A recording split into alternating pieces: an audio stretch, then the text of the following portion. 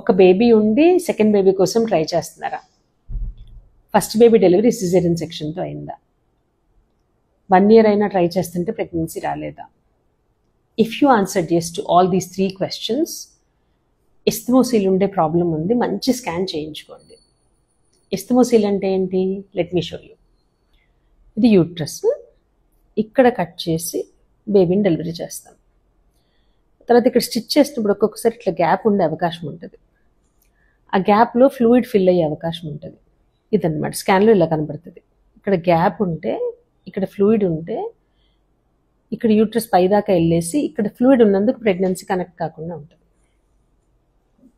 This is a very common cause we find nowadays in people who had a cesarean section in the past and wanting another child. So ఏం చేయాలి?